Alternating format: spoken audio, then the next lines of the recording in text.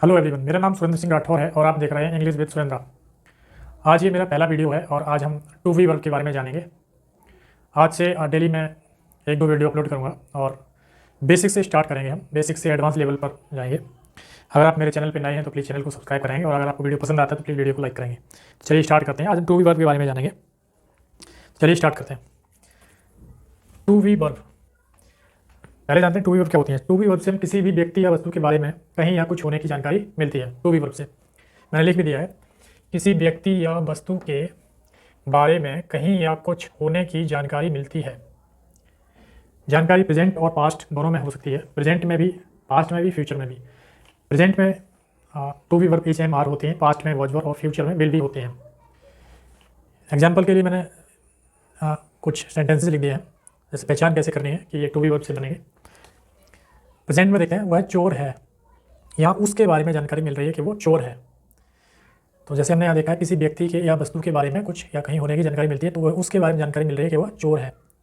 Past में हम इसी को बोलेंगे वह चोर था, मतलब उसके बारे में पास्ट की बात जानकारी मिल रही है कि वह चोर था। ऐसे फ्यूचर में बनता है वह चोर होगा। फ्यूचर में भी विल भी फ्यूचर की टू वी वर्ब होती है। फ्यूचर में वह चोर होगा।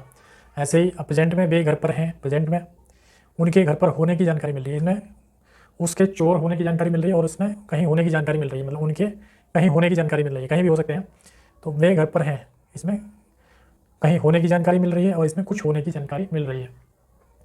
ऐसे ही अगर इसको पास्ट में बोलेंगे वे घर पर थे, फ्यूचर में बोलेंगे वे घर पर होंगे। प्रेजेंट में वह एक शिक्षक है, इसमें उसके बारे में जानकारी मिल रही है कि वह एक शिक्षक है। पास्ट में वह एक शिक्षक था, उसके बारे में जानकारी मिल रही है कि वह एक शिक्षक था। फ्यूचर में वही बनेगा, वह शिक्षक होगा, भविष्य में शिक्षक होगा, ये जानकारी मिल रही है उसके बारे में। यह मोबाइल है, किसी वस्तु, जैसे हमने देखा किसी वस्तु या किसी व्यक्ति के बारे में, तो यहाँ तो ये व्यक्ति होगा। अब देखो यहाँ पे ये एक वस्तु के बारे में जानकारी मिल रही है, यह मोबाइल है। एक मोबाइल के बारे में जानकारी मिल रही है, किसी वस्तु के बारे में जानकारी मिल रही है कि एक मोबाइल है, वह मोबाइल था, ये पास्ट में। फ्यूचर में वह मोबाइल होगा, ये फ्यूचर में। ऐसे ही मोबाइल मेज पर है, ये वस्तु के कहीं होने की जानकारी मिल रही है, मोबाइल मेज पर है। पास्ट में मोबाइल मेज पर था, फ्यूचर में मोबाइल मेज पर होगा। तो प्रेजेंट, पास्ट, फ्यूचर तीनों में टू वी वर्ब से हम सेंटेंसेस बनाते हैं। एग्जाम्पल से आपने समझा है कि किसी व्यक्ति या किसी वस्तु के कहीं या कुछ होने की जानकारी मिलती है और प्रेजेंट, पास्ट, फ्यूचर तीनों में हो सकती है। आज हम प्रेजेंट के बारे में पढ़ेंगे, नेक्स्ट वीडियो में पास्ट और उसके नेक्स्ट वीडियो में फ्यूचर के बारे में पढ़ेंगे। तो सबसे पहले प्रेजेंट देखते हैं आज। प्रेजेंट में जो टू वी वर्ब होती हैं वो इज, एम और आर होते हैं। इज को सिंगुलर सब्जेक्ट के साथ लगाते हैं, एम को आई के साथ और आर को प्लूरल के साथ लगाते हैं। यहाँ पे मैं लिख देता हूँ। प्रेजेंट में जो टू बी वर्ब होती हैं वो इज, एम और आर, इनमें से कोई एक लगानी होती है। तो पहले हम देखते हैं इज कहाँ लगानी है, एम किसके साथ लगाना है और आर किसके साथ लगानी है। इस तरह की ओवरव्यू देखते हैं। इज को ही,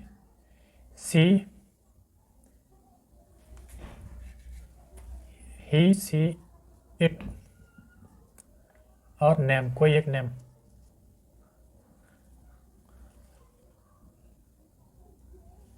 इसके साथ इज लगाएंगे।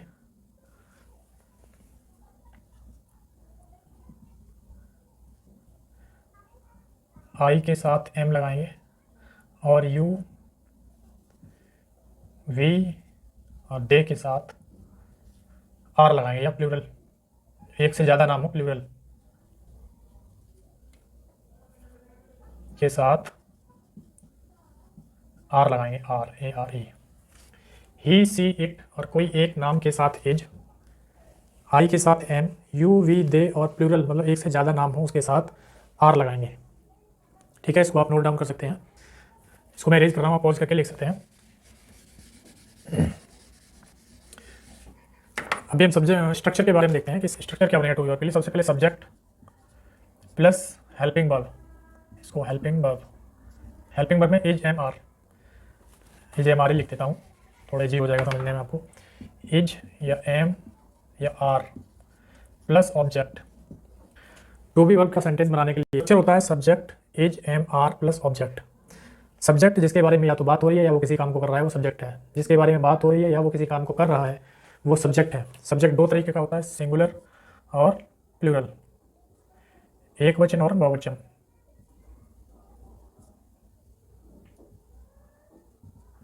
सिंगुलर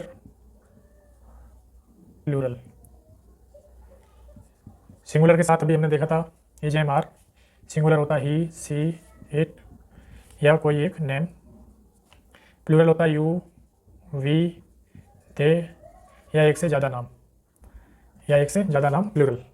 सबसे पहले सब्जेक्ट लगाएंगे, सब्जेक्ट में ये हो सकते हैं या कोई एक नेम, ये सिंगुलर हो गया, इसके साथ इज लगेगा। प्लूरल में यू, वी, दे या एक से ज़्यादा नाम प्लूरल, उसके साथ आर लगेगा और आई के साथ नेम लगाएंगे प्लस ऑब्जेक्ट लगाएंगे। ऑब्जेक्ट कोई भी नाम, कोई भी नेम होगा ऑब्जेक्ट। ऑब्जेक्ट होता है सब्जेक्ट के द्वारा कोई काम किया जाता है, जिस पर काम किया जाता है वो ऑब्जेक्ट है। चलिए एग्जांपल से देखते हैं।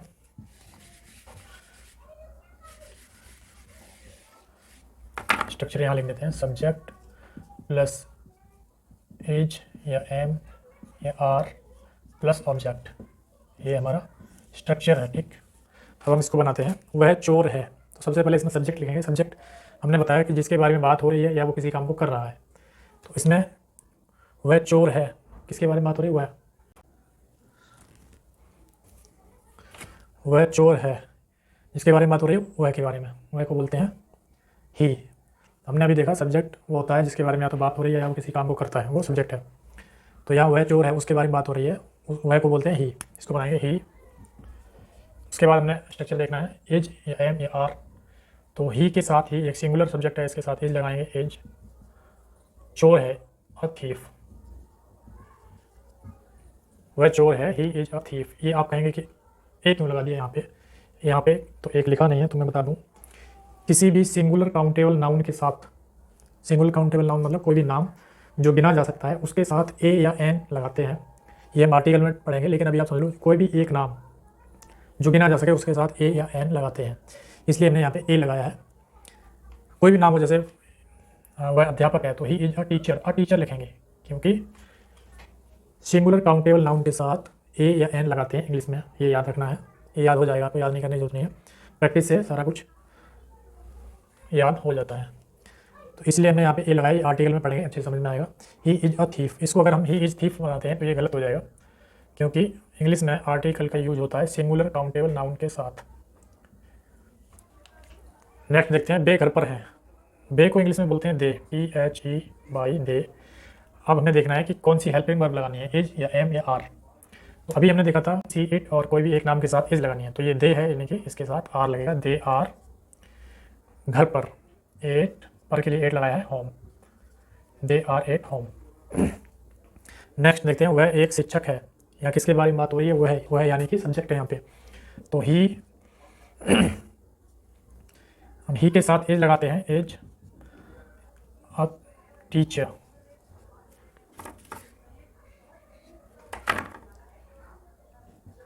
ही इज अ टीचर।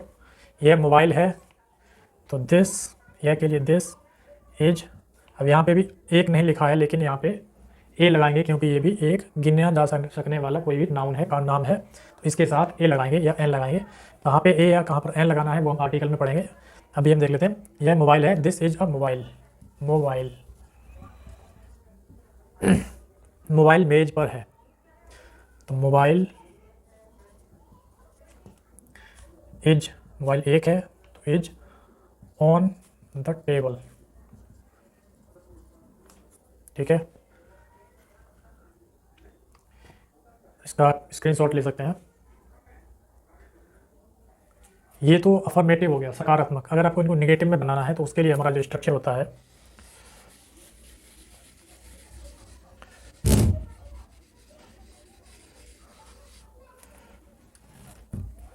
नेगेटिव में बनाने के लिए हेल्पिंग वर्ब के बाद नोट लगाएंगे, सब्जेक्ट प्लस इज या एम या are plus not plus object. इन्हीं को अगर हम नेगेटिव बनाते हैं, नहीं है, नहीं है, नहीं है, नहीं है, तो इसको बनाएंगे इसके स्ट्रक्चर के अकॉर्डिंग। सबसे पहले सब्जेक्ट लगाएंगे ही के साथ एज लगाते हैं, अभी हमने देखा, पहले बनाया है एज। उसके बाद नॉट लगाना है, he is not a thief. कुछ नहीं करना है नेगेटिव में, केवल हेल्पिंग वर्ब के बाद नॉट लगा देना है। सारे इसी तरह से बनाना है। दे घर पर नहीं है तो they are not, helping verb के बाद नॉट लगाना है एट होम। ऐसे ही वह एक शिक्षक नहीं है तो he is not, helping verb के बाद नॉट लगाना है, he is not a teacher. यह मोबाइल नहीं है, this is not a mobile. Mobile मेज पर नहीं है, mobile is not on the table, mobile is not on the table. Screenshot ले सकते हैं आप इसका।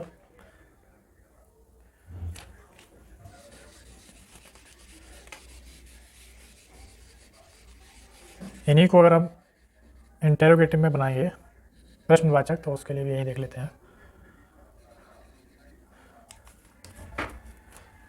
क्या वह चोर है, क्या वह चोर है, उसके बाद प्रश्नवाचक लगाते हैं।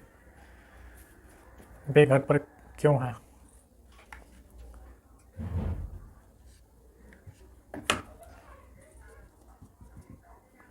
वह एक शिक्षक, क्या लगा दो इसमें, कोई भी प्रश्नवाचक बना सकते हैं। यह मोबाइल नहीं है, यह मोबाइल है तो इसको बना देते हैं क्या यह मोबाइल है। ठीक है, प्रश्नवाचक लगाते हैं बाद में और इसको बोलते हैं क्यों, मोबाइल मेज पर क्यों है। ठीक है, इसका सब स्ट्रक्चर होगा, सबसे पहले WH, उसका एक रूल होता है बताएंगे, प्लस या तो इज, एम या आर, प्लस सब्जेक्ट, प्लस अगर नॉट है तो नॉट, प्लस ऑब्जेक्ट। अब हमें देखना है WH जब लगाना है जब कोई भी प्रश्नवाचक शब्द बीच में हो और उसका उस प्रश्न का जवाब हाँ या ना में नहीं मिलता है तो हमें WH वर्ड लगाना है। अगर वो शुरुआत में है WH वर्ड, जैसे कि इसमें है, और इसका जवाब अगर हाँ या ना में मिलता है तो हमें WH वर्ड नहीं लगाना है, केवल इज एम आर से स्टार्ट करना है और उसके बाद सब्जेक्ट नॉट, अगर नॉट है तो, और नहीं तो ऑब्जेक्ट। एग्जाम्पल से देखते हैं, इसमें है क्या वह घर पर है, तो हम देखते हैं WH वर्ड शुरुआत में है और इसका जवाब भी देख लेते हैं क्या वह घर पर है, इसको हम हाँ या ना में जवाब दे सकते हैं। तो इसमें हम WH वर्ड नहीं लगाएंगे, हम इज या एम या आर से स्टार्ट करेंगे, plus subject plus not plus object. तो क्या वह घर पे है, इसमें इज या एम या आर क्या लगाएंगे, इसके लिए देखते हैं सब्जेक्ट को देना पड़ेगा, वह है यानी कि ही के साथ इज लगाते हैं तो इज से स्टार्ट करेंगे, इज, उसके बाद सब्जेक्ट ही, इज ही, क्या वह चोर है, इज ही अ थीफ।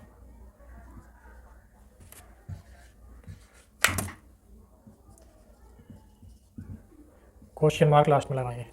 अब इसमें देखते हैं वे घर पर क्यों हैं, तो इसमें जो WH वर्ड है प्रश्नवाचक शब्द है वो बीच में आया है और इसका जवाब देखते हैं हाँ या ना मिलता है कि नहीं। वे घर पर क्यों हैं तो हमें बताना पड़ेगा कि वे घर पर क्यों हैं, इसका जवाब हाँ या ना में नहीं दे सकते हैं तो इसलिए हमें इसमें WH वर्ड लगाना पड़ेगा और वो सबसे पहले आएगा, उसके बाद हेल्पिंग वर्ब आएगी, प्लस सब्जेक्ट आएगा, प्लस नॉट अगर है तो, नहीं तो फिर ऑब्जेक्ट आएगा। इसमें लगाते हैं सबसे पहले WH वर्ड, क्यों को बोलते हैं वाई, उसके बाद हेल्पिंग वर्ब लगानी है तो वे के साथ आर लगाते हैं, why are, subject they, why are they at home, वे घर पर क्यों हैं, why are they at home. इसको देखते हैं क्या हुआ है, एक शिक्षक है तो इसमें भी WH वर्ड नहीं लगेगा क्योंकि ये प्रश्नवाचक शुरुआत में है और इसका जवाब भी हाँ या ना में दे सकते हैं कि वह शिक्षक है या नहीं, हाँ या ना में बोल सकते हैं, तो इसको भी हम WH वर्ड के लिए नहीं लगाएंगे, यहाँ से डायरेक्ट इज या एम या आर से स्टार्ट करेंगे, प्लस सब्जेक्ट प्लस नॉट अगर है तो, नहीं तो ऑब्जेक्ट। तो लगाते हैं ही के साथ इज लगेगा तो इज ही एक शिक्षक, इज ही अ टीचर,